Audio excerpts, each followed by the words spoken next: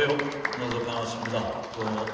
우리 정년연구위원회 위원장 마석희 목사와 함께 부유한 사람을 청해 주셔서 귀한 공청회 시간에 또 제일 부담되는 첫 시간 이렇게 맡아서 발제하게 되었습니다.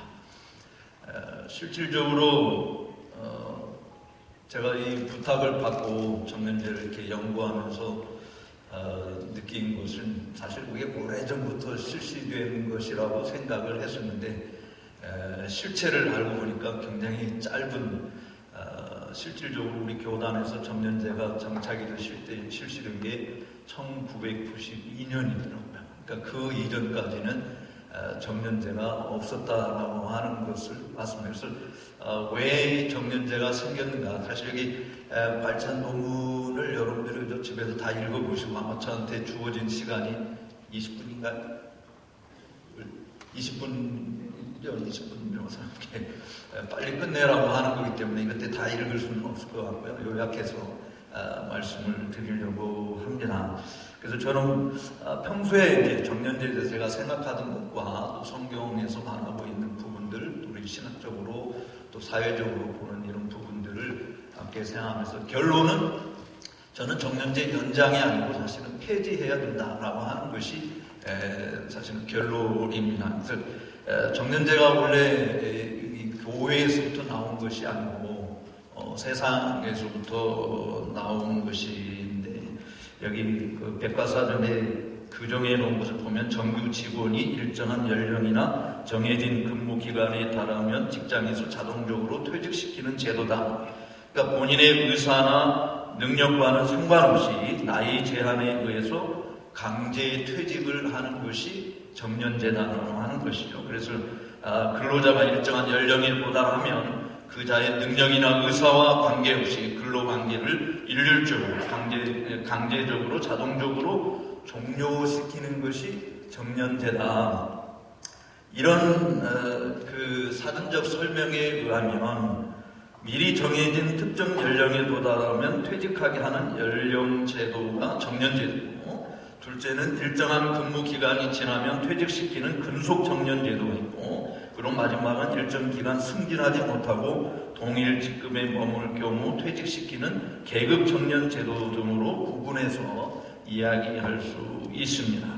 1991년에 고령자 고용복지법이 제정되면서 정년을 60세 이상 되도록 노력한다 이렇게 규정을 하였지만 1997년에 IMF를 맞으면서 공공부문과 기업들의 구조조정에 의해 정년제 명예퇴직과 정리해고가 단행되었고 그 당시 정부에 의해서 교원의 정년이 65세에서 61세로 감축되고 민간 기업들 역시 정년을 기존의 55세보다 더 낮추려는 경향을 보여주었습니다. 그리고 2000년대에 들어오면서 우리 사회의 고령화가 매우 급속하게 진행됨에 따라서 고령자들의 경제활동을 확대, 촉진하기 위해 고령자에 대한 고용차별을 금지하고 이들의 정년을 연장하려고 하는 정부의 노력이 지금 진행되고 있다 이렇게 말할 수 있겠습니다. 그럼 정년제가 왜 제정이 되었는가? 그 이유를 사회적으로 먼저 보게 되어지면 산업 현장에서 제일 먼저 생기게 된 것이 기업의 강제 정년 제도가 도입된 이유를 설명하는 라지오 강제 정년 이론에 의하면 기본적으로 생산성은 연령이 높아질수록 낮아진다라고 하는 것 때문에 벌어진 일입니다. 그러나 연령과 생산성과의 부정적 관계를 보여주는 연구 논문을 실제로 살펴보면 그렇게 많지 않고 오히려 아무런 관계가 없다고 하는 결과물이 더 주류를 이루고 있다고 하는 것이 요즘 학계의 정설이라고 보아집니다. 특별히 지난해 2월 대법원에서 육체 노동자의 가동 연한을 65세로 판단한 이후에 정년을 단계적으로 65세로 연장하자는 논의가 매우 심도 있게 진행되고 있습니다. 더욱이 국민건강 상태가 빠르게 개선되고 있고 저출산으로 노동력 부족이 예상되는 상황에서 어쩔 수 없는 선택이 될 가능성이 매우 높습니다. 더구나 작년 한국행정연구원이 만 19세에서 64세까지 국민 1,539명을 대상으로 진행한 정년 연장에 관한 인식조사 결과를 발표한 것을 보면 현재 60세인 정년을 연장을 찬성하는 것이 61.1%였습니다. 반대한다는 것이 19.6%였습니다. 찬성도 반대도 아니다라고 하는 응답이 19.3%였습니다. 그리고 연장은 65세까지로 하는 것이 가장 바람직하다라고 하는 것이었습니다. 그렇다고 한다면 교회는 어떠하냐라고 하는 부분입니다. 정년제를 논하기 전에 알아야 할 것은 교회는 산업 기반이 아니다, 기업이 아니다라고 하는 것입니다. 사업주의 업무 수행에 있어서 정년제 도입이 필연적이었다고 한다면 교회의 사역자의 정년 혹은 직분자의 정년이 반드시 필요한 것인가? 교회는 사업주와 노동자로 구성된 기업이 아니기 때문에 교회에서 정년제 언급은 세속사회에서 바라보는 것과는 시각이 전적으로 달라야 한다라고 생각합니다. 교회는 이윤 창출 기업이 아니라 영혼을 구원하고 하나님 나라 백성을 살아가도록 훈련시키는 신앙 공동체인 것입니다. 대한예수교 장로회 옛날 헌법, 정년제가 실시되기 이전의 헌법 정치 4장 4조 1항에 보면 위임 목사는 한 지교회나 1구역, 가로하고 4지교회까지 조은하, 그중 조직된 교회가 하나 이상 됨을 요함. 가로 닫고의 청빙으로 노회의 위임을 받은 목사이니 특별한 이유가 없으면 그 담임한 교회를 종신토록 심호한다라고 규정되어 있었습니다. 이 조항의 특이한 점은 교회 직분자의 항존직을 종신적으로 해석했다고 하는 사실입니다. 이렇게 규정된 것이 1970년대, 80년대 교회의 급성장과 더불어서 정년제 이야기가 논의되기 시작했습니다. 특별히 제일 먼저 정년제 이야기가 통합 측에서 1969년 8월부터 의논되기 시작했고, 우리 교단은 그 뒤에 한참 뒤인 1988년 73회 총회 때에 김두만 목사의 외 10인이 긴급 동의한 70세 정년제 시행에 관한 헌의가 처음으로 제기가 되었습니다. 그리하여 여러 해 논의된 끝에 1990년 김제중앙교회에서 열린 총회에서 가결되고 76회의 총회가 열린 대구 동신교회에서 정년제에 대한 질의에 다음과 같이 답변을 했습니다. 헌법정치 4장 4조 1항에 명시된 위임 목사는 종신직이라고 하는 문구와 13장 4조에 명시된 7위 장로와 집사는 종신직이라는 문구를 70세 정년까지 수정하기로 하고, 그 다음에 1992년 77회 총회 시에 헌법을 가결하고 정식으로 우리 교단 내에서 정년제가 실시되었습니다. 그 이후 최근 들어 급속도로 정년제 연장하자는 헌의안이 제출되면서 번번이 부결되는 결과를 낳았지만, 작년에 총회에서 정년연구회를 두어서 한번 연구해보자라고 해서 오늘 이렇게 공청회까지 이르게 되었습니다. 근데 반대의 의견이 대부분 내용을 보면 목사 정년 연장은 안 된다, 사회 통념에 맞지 않는다, 공무원이나 기업 교수와 군인까지 사회 정년이 60세 정도이다, 총회가 만 70세로 결의하고 또 정년을 연장한다는 것은 아니 된다라고 하는 것이 당시에 결의된 내용이었습니다. 그리고 목사 정년을 연장할 경우에 지금도 사역지를 구하기 힘든 총신신학대학 대학원 졸업생들이 더 힘들어질 것이라고, 사역할 교회가 없어서 택배와 택시 운전으로 생계를 유지하는 이 목회자 박탈감 문제들이, 장자교단이라는 총회가 목사 정년 연장을 할 경우에 한국교회에 미치게 될 악영향이 매우 크게 나타난다라고 하는 것이 반대의 의견의 대부분의 요지였습니다. 한마디로 이것을 종합해보면 두 가지 이유 때문에 정년제를 실시해야 된다고 하는 건데, 하나는 사회 통념상 사회가 그렇게 하고 있기 때문에 교회가 그렇게 따라야 된다라고 하는 것이었고, 또 하나는 수요 공급의 불균형이라고 하는 것 때문에 정년제가 실시되어야 된다라고 하는 주장이었습니다. 그럼에도 불구하고 정년 연장이 계속해서 올라오고 있는 이유가 무언가? 아마 가장 유력한 이유는 고령화 사회의 여파일 것이라고 봐집니다. 그리고 일부 교단들이 정년제 연장 내지는 폐지에 대한 결의가 있었기 때문입니다. 그리고 농어촌 교회의 인구 감소로 인한 폐당회가 계속해서 이어질 수 있는 위협들 때문이라고 보아집니다. 그렇다고 한다면 지금 이 공청회를 통해서 우리가 함께 고민해야 될 부분이 뭔가? 교회의 정년제는 깊이 재고해야 된다라고 저는 생각해요.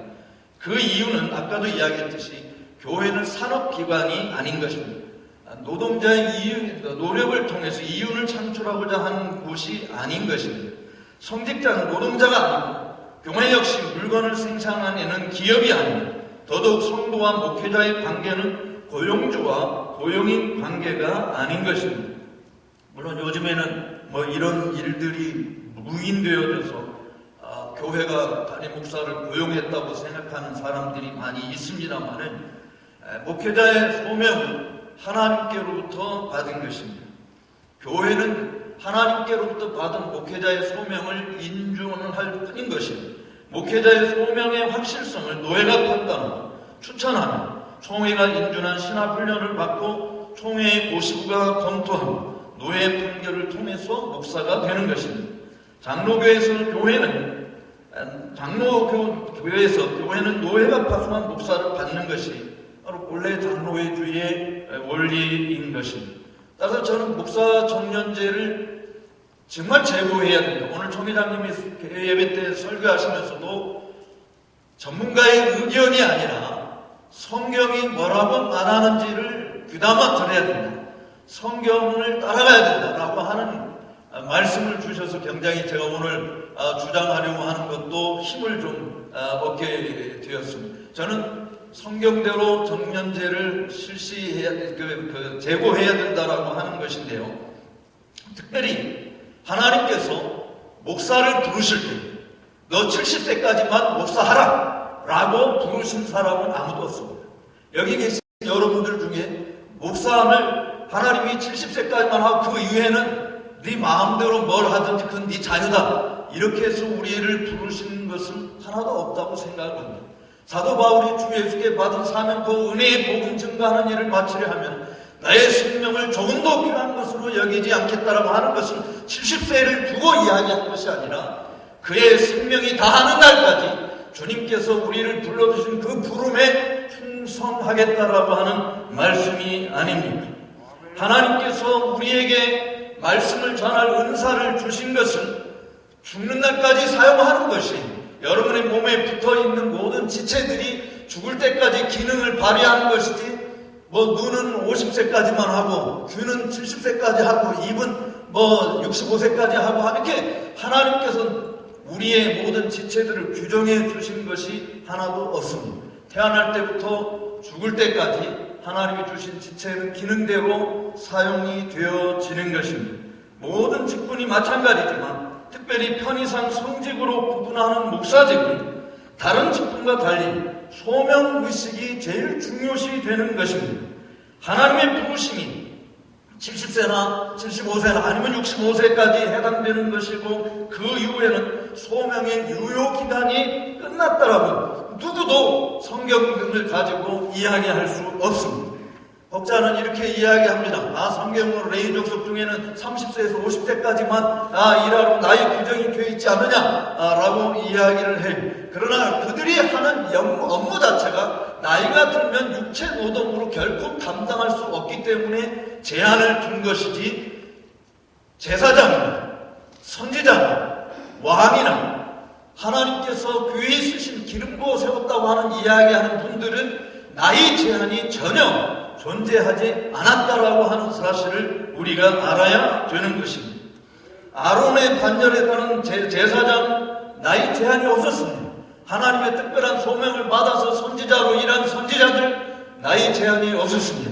왕 역시 마찬가지인 것입니다.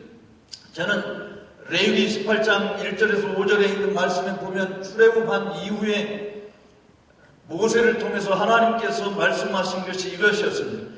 너희는 이집트 땅 종되었던 집에서 살던 그 이집트의 풍속을 따르지 마라. 그리고 내가 너희를 이끌고 들어가게 될 가나안 땅의 유행과 풍습도 따르지 말라. 그리고 내가 너희에게 일러준 규례와 법도를 듣고 지켜 행하라 라고 이야기했습니다. 사회 특령상 정년자가 있으니까 교회도 앞장서서 모범을 보여야 된다라고 말하시는 분들에게 하나님께서 출애굽한 이스라엘 백성들에게 너희는 이집트의 풍속을 따르지 말라라고, 그리고 로마서 12장 2절에서도 너희는 이 세대를 본받지 말라라고 분명하게 이야기했는데, 왜 교회가 교회법을 정하면서 세대의 흐름을 따라서 규정해야 하는가라고 하는 것이 제가 여러분들에게 반론을 드리고 싶은 이야기인 것입니다. 하나님께서 우리에게 말씀하신 것은 이 세상의 유행과 풍습이 아니라 하나님이 규정해 주신 원리대로, 말씀대로 교회를 세워가야 할 것을 이야기하지 않았습니다. 따라서 정년제를 실시를 위해서 사람들이 말하는 이 사회 통념이라고 하는 것은 성경의 교훈과 위배되는 것임을 이야기하지 않을 수 없는 것입니다. 교회법은 세상 법이나 세대의 흐름에 기초하여 제정되는 것이 아닙니다. 교회 헌법 역시 성경의 가르침을 위배해서 제정될 수는 없습니다. 왜 교회법이 시대적 상황에 맞게 고쳐져야 하겠습니까? 하나님이 주신 규례와 법도는 모든 시대, 모든 사람들에게 적용되는 최고의 권위가 있는 말씀인 것입니다. 이런 주장을 할 때 특별히 담임 목회하는 자리를 기다리는 분들과, 그리고 무거운 목회직에서 속히 벗어나서 자유롭게 살고 싶어하는 분들은 수요 공급의 불균형을 이유로 혹은 교인들의 호불호를 이유로 부정적인 입장을 표명할 것입니다. 그러나 기독교 역사적으로 성직의 정년제가 있다고 하는 이유는 전혀 찾아볼 수 없습니다. 성직자의 정년제에 대한 결의는 따라서 반드시 제고되어야 됩니다. 특별히 해외 개혁주의를 지향하는 교단들 역시 정년제가 없습니다. 개혁주의가 아닌 교단들 역시 정년제가 없어요. 미국의 CRC 교회나 OPC 교회나 스코틀랜드 자유교회나 또 캐나다의 교회나 남아공의 개혁주의 교회나 어떤 교단도 성직자의 정년을 제시하는 방법을 가지고 있는 데는 없습니다. 다만 조기 은퇴할 수 있는 권리는 개인의 양심에 주어졌습니다. 그래서 70세에 은퇴한다라고 하는 이런 조항 자체가 전혀 있지 않는 것입니다. 심지어 로마 카톨릭 사제들도 정년이 존재하지 않습니다. 추기경들이나 주교들의 강론은 여전히 신도들만이 아니라 비신도들에게까지도 막대한 영향을 주고 있는 모습을 보게 되어집니다. 근데 유독 개신교만 성경에 위배되어서 정년제를 사회 통념에 맞추어 실시하고 있다라고 하는 사실입니다. 저는 획일적으로 정년제를 폐지를 적용해야 된다고 생각하는 것은 물론 아닙니다. 사람에 따라서 감당하기 어려운 신체적 특성을 지니고 있기 때문입니다. 그러나 여러 면에서 여전히 전문성을 발휘할 수 있음에도 불구하고 본인의 의사나 양심의 자유나 신체적 정신적 역량과 전혀 관계없이 70세가 되면 강제로 강단에서 끌어내려야 한다고 하는 것은 하나님의 뜻하고도 완전히 위배되는 일이라고 볼 수밖에 없는 것입니다. 여러분, 세상에서도 한번 보시기 바랍니다. 세상에서도 정년제가 아예 해당되지 않는 직분이 있어요. 의사들이 그렇습니다. 우리 목사들은 영혼의 의사입니다. 세상에서 육체를 치료하는 의사에게도 정년이 없습니다. 세상에서 죄인들을 변호하는 변호사에게도 정년이 없습니다. 우리는 하나님 앞에서 하나님 우리에게 맡겨준 죄인들을 대변하여 하나님 앞에 호소해야 될 영적 변호사입니다. 세상에서 변호사도 의사도 정년이 없는데 왜 영적인 일을 맡은 목사와 다 정년을 두어야 하겠습니까? 또 뿐만 아니라 세상에서도 정년제를 실시하지 않는 곳이 또 있어요. 장인들이 없습니다. 예술계통입니다. 정말 전문직에 속하는 자들은 정년이 없습니다. 오히려 나이가 든 사람들에게서 우러나오는 그 깊은 맛은 젊은 사람들이 따라갈 수 없는 놀라운 것이 있는 거예요. 따라서 평생을 기도하고 성경을 연구하고 말씀을 전하는 일에 최선을 다하는 전문가 중에 전문가인 목회자가 70대 되면 자연스럽게 물러나야 된다라고 하는 이 일은 교회의 어마어마한 손실이라고 보아집니다. 더군다나 많은 목회자들, 물론 그렇지 않은 분들도 있습니다만 상당수가 은퇴하고 난 다음에 어떻게 여생을 보내고 있는지를 보면 하나님의 부르심과 상관없이 죄를 범하게 만드는 일들을 교회가 조성하고 있다라고 하는 것입니다.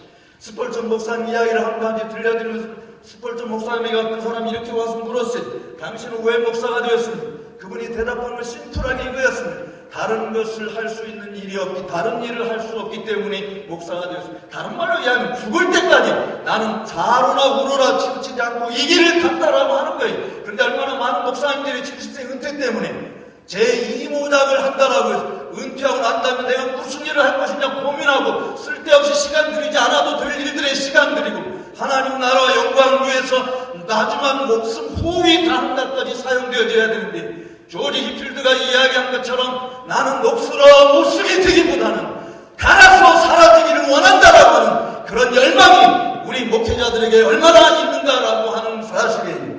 우리는 게으름 피울 수 있는 것이 아닌 것입니다. 목숨이 다하는 날까지 주님의 영광을 위해서 복음 전가하는 일을 해야 되는 것입니다. 그렇기 때문에 저는 이번 기회에 아예 정년제 연장보다는 오히려 우리 교단이 앞서서 성경을 근거로 폐지하는 쪽으로 나가야 되지 않는가라고 하는 것입니다. 물론 마무리할 때 이런 이야기를 제가 써놨어요. 정년 연장 내지 폐지가 가져올 폐단은 없는가? 폐단이 물론 있을 수 있습니다. 그런데 여러분, 이 수요 공급의 불균형 문제를 한번 생각해 보았으면 좋겠어요. 제가 우리 총신 신대원에서 가르치기 시작한 게 1991년도입니다. 1992년도에 총신 신대원의 1, 2, 3학년 전체 학생들이 2,400여 명이었습니다. 지금은 총신 신대원 학생들이 1,400명밖에는 되지 않습니다. 지난 2010년도에 총신을 지원해서 시험을 보겠다고 지원한 사람들이 1,500명이었습니다. 1,500명이 좀 안 됐습니다. 그런데 올해 2020년도에 총신을 지원해서 공부하겠다고 한 지원자들, 합격자들이 아니고 지원자들이 500명이 안 되었습니다. 앞으로 10년이 지나게 되어지면 정원도 채우지 못하는, 어쩌면 100명 선으로 떨어지지는 않을까라고 하는 우리 교수님들의 나름대로 개인적인 이야기들이 있습니다. 분명히 수급이 안 되어졌어요.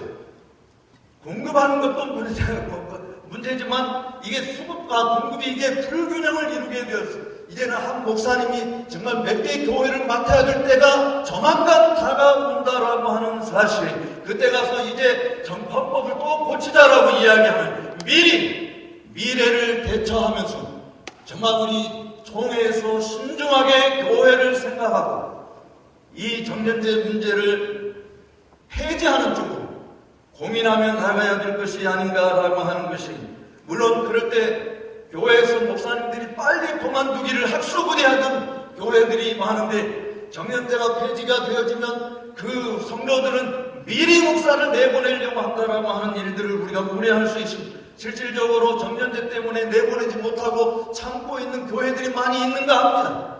그럴지라도 그것은 우리가 얼마든지 목회 조정위원회 같은 가칭 그런 위원회를 두어서 얼마든지 조정을 하게 되어지면 충분히 그런 문제도 해결을 할 수 있으리라고 보아지는 것입니다.